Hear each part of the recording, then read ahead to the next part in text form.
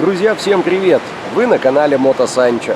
И сегодня мы с вами отправимся в путешествие по Европе. Карлов мост, Колизей, Лувр, Эйфелева башня и другие достопримечательности останутся в стороне от нашего маршрута, а я приглашаю вас в путешествие по обочинам Европы.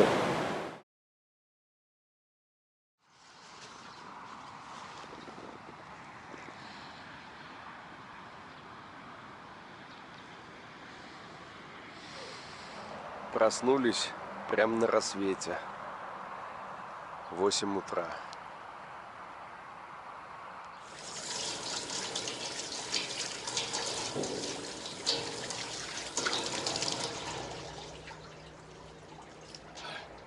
Всем привет, доброе утро. Мы с вами находимся в Испании и ночевали сегодня в исключительно комфортных условиях.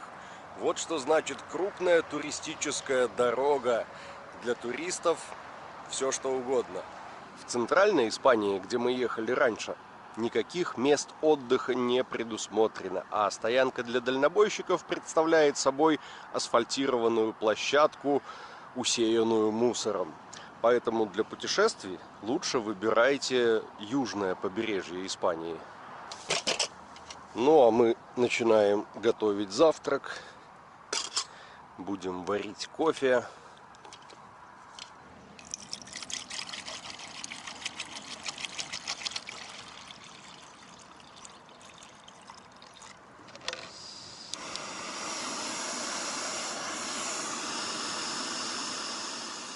В общем, мы сегодня используем комфорт на всю катушку.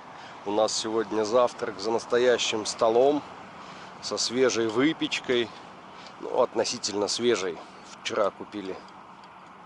Как мы вовремя проснулись. Только завтрак себе приготовили. И гляньте уже, сколько машин приехало. Я тут начал складывать палатку и обнаружил множество безбилетных пассажиров. Глядите, они позаползали ночью на палатку, к ней прицепились и собрались ехать вместе с нами. О, заметил, удирает. Иди, малыш, в травку, в свою среду обитания. Мы тебя не повезем. К слову сказать, в 8 часов утра сюда пришла девушка-уборщица. Убрала туалеты, ни слова нам не сказала. И вот сейчас все. Рабочий день закончился. Или поехала на следующую площадку, не знаю. О, а сегодня маслица упала. Чуть ниже середины. Надо долить. Ну так, грамм 150. Вот и ушел литр масла на 3,5-4 тысячи километров. Много это или мало, не знаю. Кто-то накатывает столько за весь сезон, а кто-то за неделю. Как ни крути, а на сборы уходит от 1,5 до 2 часов. Уже жара, мы перекатились в тенек. А сейчас наша задача выбраться на дорогу. Я тут вчера присмотрел одно место, где можно попробовать выехать, не поднимая и не ворочая бордюры. Для мотоцикла выезд есть, а коляске придется прыгать через... какие тут шипы! Жесть! Вы это видите? И вот это вот впилось мне в руку. Так вот, коляске придется прыгать через бордюр.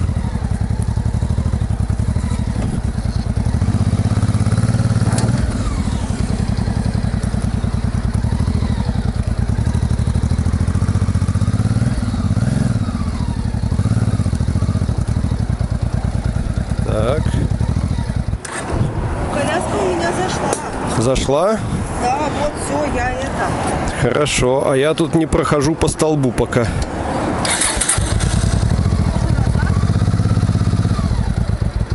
Только вперед.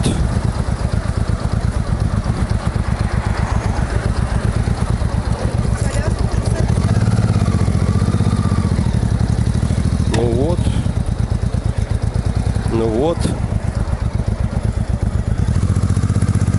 Вот мы и выбрались. Обошлось, так сказать, малой кровью.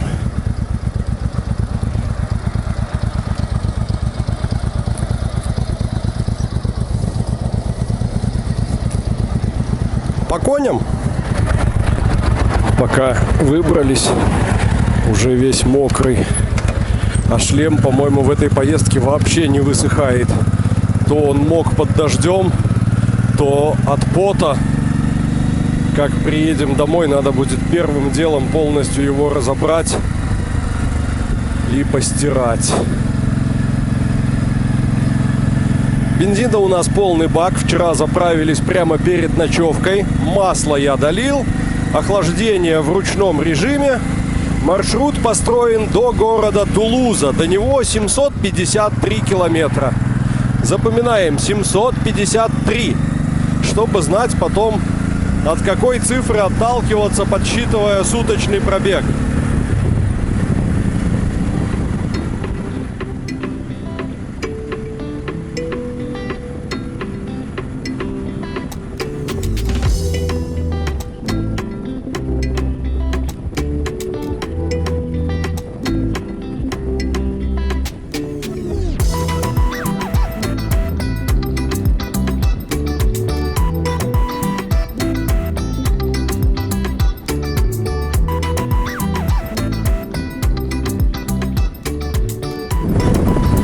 Еду сейчас и обратил внимание на опережающие нас машины. И если внутри есть пассажиры, то все они едут, повернув голову направо и разглядывая чудо чудное — мотоцикл с коляской.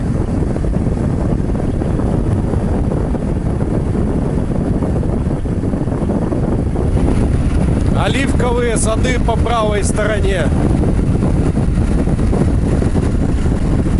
И по левой тоже. А на заднем фоне какие-то заброшки стоят.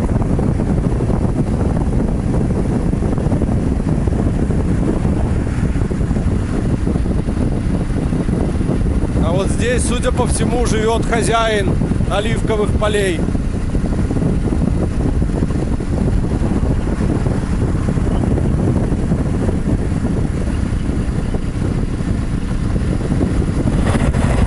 Давайте сделаем коротенькую остановку на обочине для смены мест пассажиров.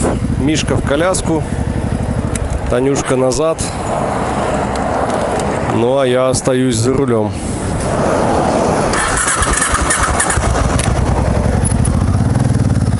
Сегодня едем как будто по какой-то другой Испании. Здесь поля зеленые, есть каналы, реки не пересохшие, и над нами облака. Давно их уже не видели.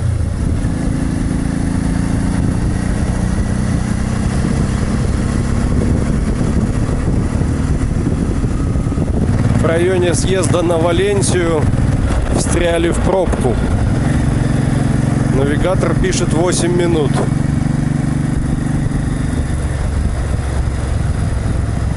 Что касается погодных условий, сегодня неплохо. Плюс 30. И вот эта облачность здорово выручает.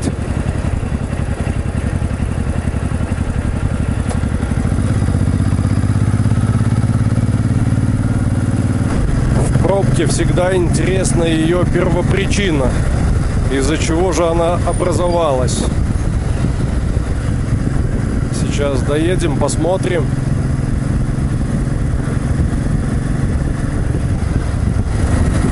Вот, кажется, Volkswagen стоит в левой полосе. Без видимых повреждений. Непонятно, что случилось. И дальше пробки нет. Всего лишь из-за сужения из 3 полос в 2 такой образовался затор.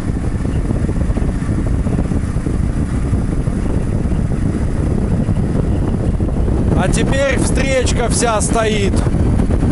И стоит уже на многие километры. все это на съезде в сторону Валенсии. Но нам туда не надо. Загорелась лампа топлива, а значит первые 200 километров на сегодня пройдены. Надо поискать заправку, а заодно какой-нибудь супермаркет. Для этого давайте съедем в городок, где-нибудь остановимся и поищем с помощью Гугла все необходимое.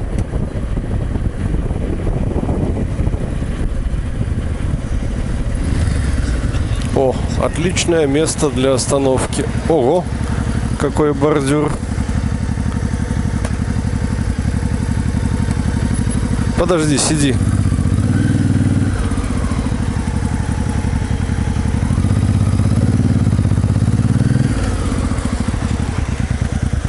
О, класс.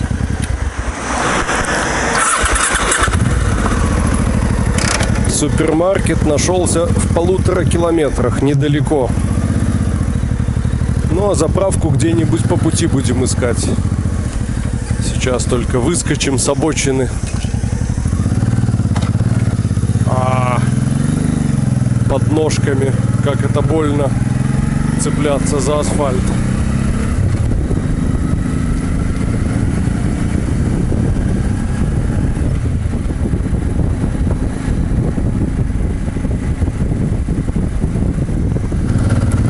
Небольшой город под названием Нулес. Пальмы.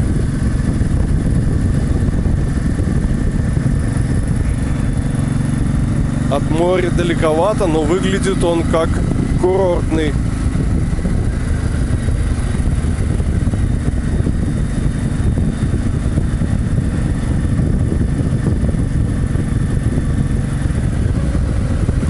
Ох ты!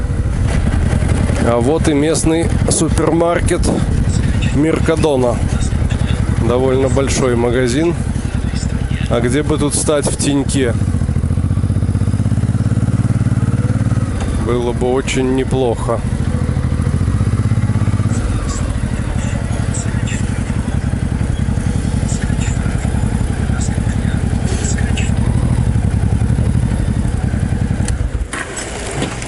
Не нашли, к сожалению, таких котлеток, как вчера, но взяли вот курицу, гриль, а также помидоры, огурчики. Сейчас сок ищем. Закупились. Сейчас все запаковываем. Кто там спрашивал, как мы едем в коляске, как мы все распределяем. Вот это палатка. Вот там вода. Она там дольше всего остается прохладной. Еда. Тут Мишка или Танюшка по очереди. Планшет на зарядке. Продукты все. Соки. Соки долго у нас не едут. Мы их быстро выпиваем.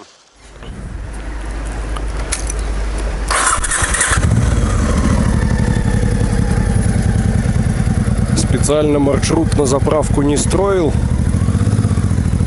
Проложил на Тулузу. Конечную точку нашего сегодняшнего маршрута. Не факт, что мы доедем до туда, но двигаемся в направлении Тулузы. А сейчас, выезжая из города, по пути будем искать, где заправиться.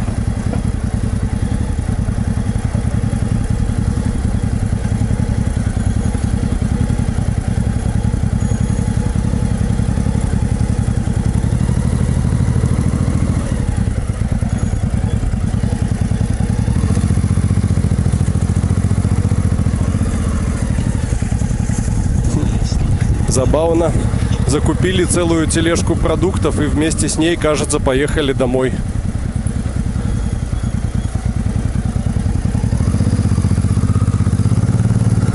Это из разряда «А чё, так можно было?» Немного местного колорита.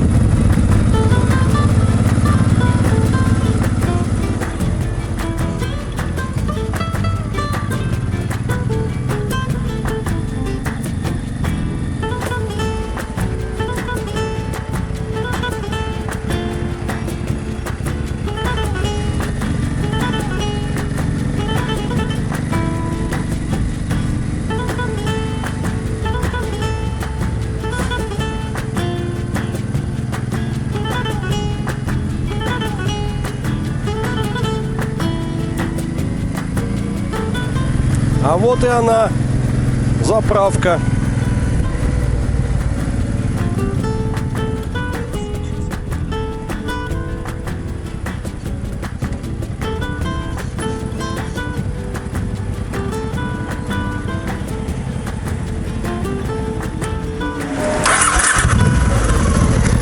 $17 евро в магазине, 18 евро на заправке. Деньги тают, как снег под солнцем. И теперь едем отсюда и до обеда. Сколько получится, сколько выдержим.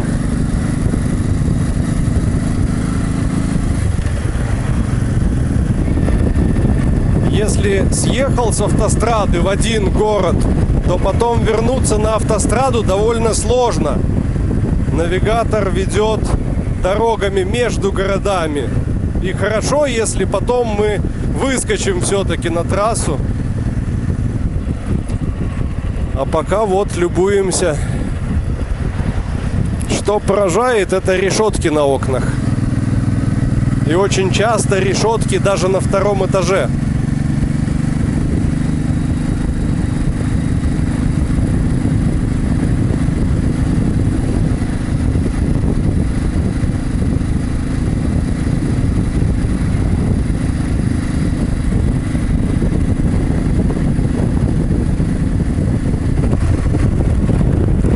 Впереди едет пожарный грузовичок. По крайней мере, выезжал он перед нами с пожарной станции. А выглядит так, как будто они собираются участвовать в Дакаре.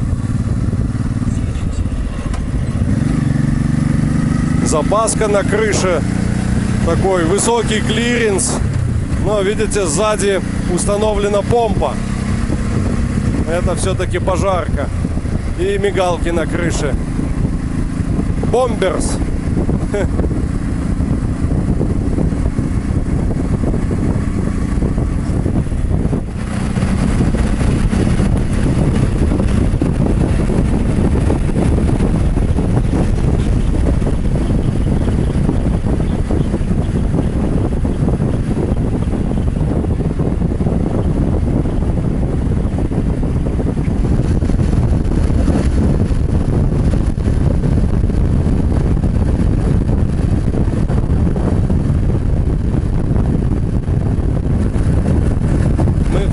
Едем вдоль побережья, и иногда еще получается кинуть взгляд на Средиземное море. А оно такое манящее. Но потом вспоминаю, что стоит приблизиться туда, к пляжам, и там начнутся пробки, проблемы с парковкой, занятые пляжи, огромное количество людей, жара, духота. Сравниваю это с побережьем Португалии, где мы ночевали на берегу океана, и понимаю, что нет, не стоит даже портить впечатление.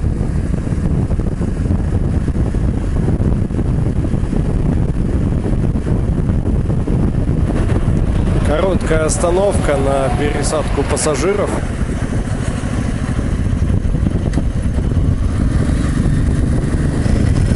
Много людей, много мусора, мало тени.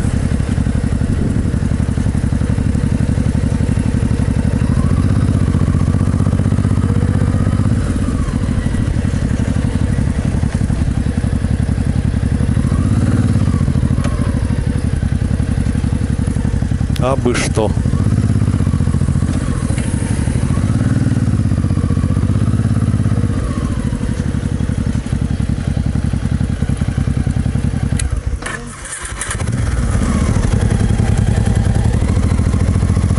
Поехали дальше. Мишка в коляске, Танюшка сзади.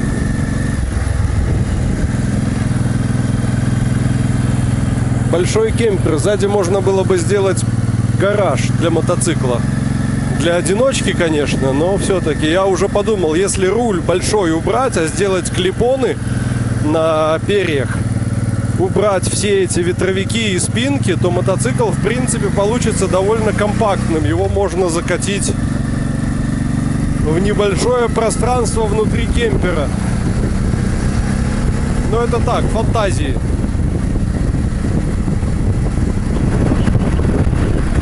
такая забавная машинка. Судя по всему, ее куда-то возили выгуливать.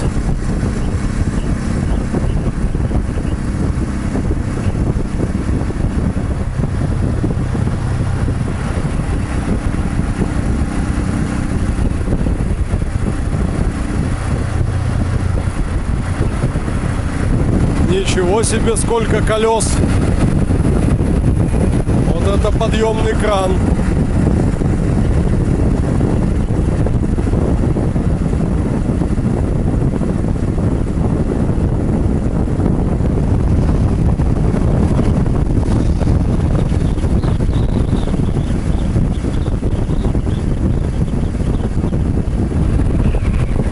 Съезжаем посмотреть место для обеда.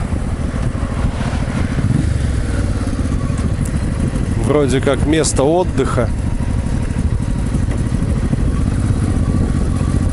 Заправка. Людей много. Вон там вроде как есть столики.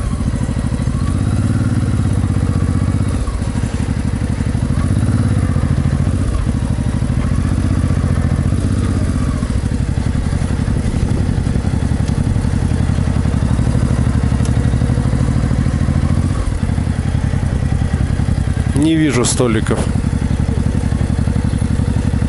Свободных тем более не вижу.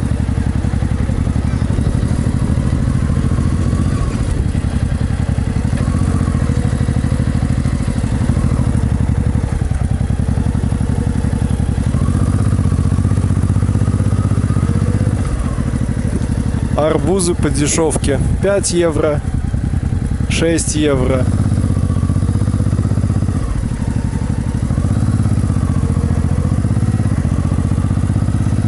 Не, ребят, поехали-ка дальше. Найдем какое-нибудь тихое место на обочине, без заправок, без туристов.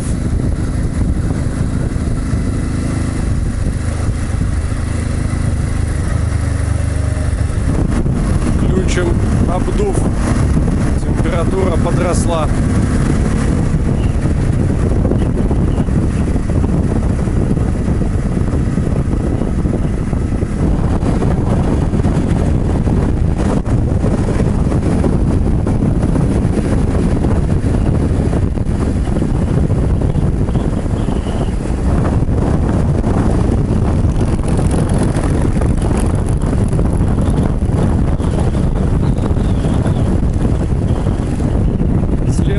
Место отдыха спустя, наверное, километров 35 или 40. Я уже думаю, может не лезть туда к людям, а вот тут в теньке где-нибудь стать, постелить покрывало. Или вон там. Так и сделали. Заскочили мотоциклом на бордюр. Тут есть, некоторое подобие стола. А стол этот оказался занят большими кусучими муравьями. Их очень много, и у них тут какая-то сходка. Поедем дальше, посмотрим.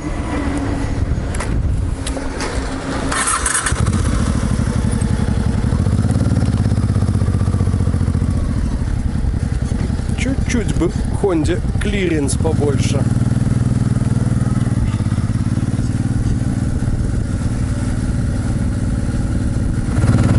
Короче, ничего не нашлось. Едем дальше. Тут через 8 километров будет съезд с автострады. Дороги будут потише, поспокойнее. Туристов должно быть меньше. Может быть, там что-то найдем.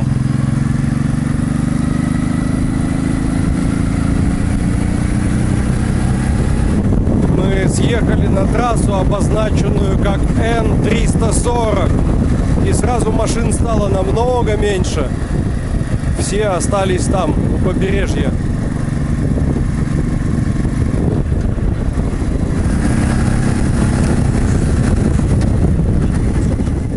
А дальше еще интереснее.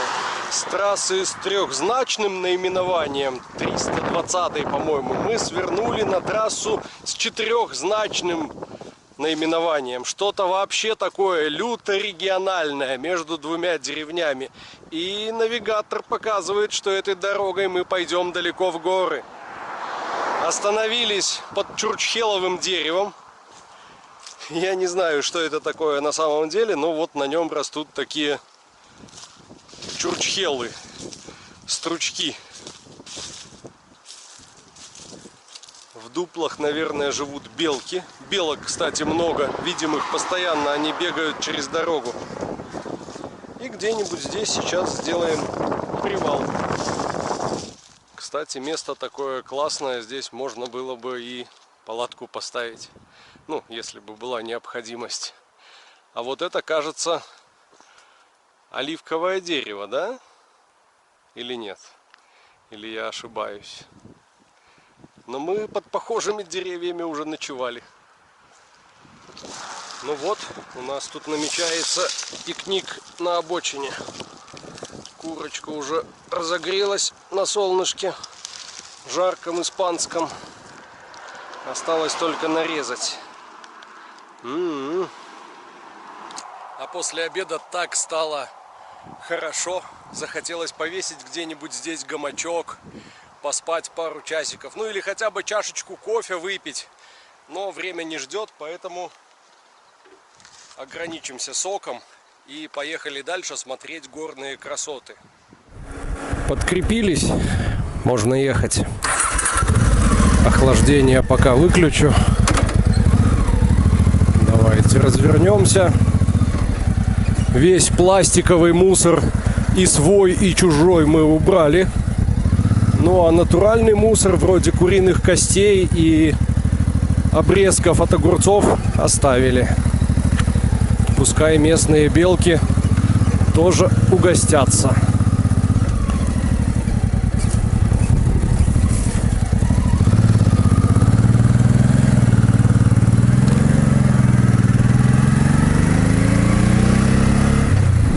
Дорожка действительно очень красивая, петляет между таких скал, по обочинам ветряки стоят. И вот еще хотел с вами поделиться своими впечатлениями о местной курице-гриль. Мы-то думали, что это курица-гриль, а по факту оказалась тушеная курица в вакуумной упаковке. Очень мягкая, очень нежная, во рту буквально тает. Но идеалом для меня по-прежнему остается та самая курица с Сулакского каньона из Дагестана. Ну, канистра классная валялась на обочине, 20-очка. А мы едем среди оливок.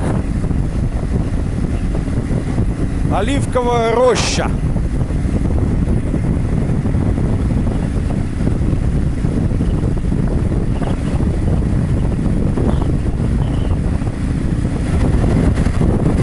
Мы снова оказались в иной Испании. Я не знаю, какая это уже по счету Испания. Была засушливо жаркая, была грязно-криминальная, была богато-туристическая. Сейчас вот сельскохозяйственная испанская пастораль. Оливковые рощи, виноградники, кактусы, маленькие-маленькие фермерские домики. Красивейшая дорога. Такая Испания мне нравится.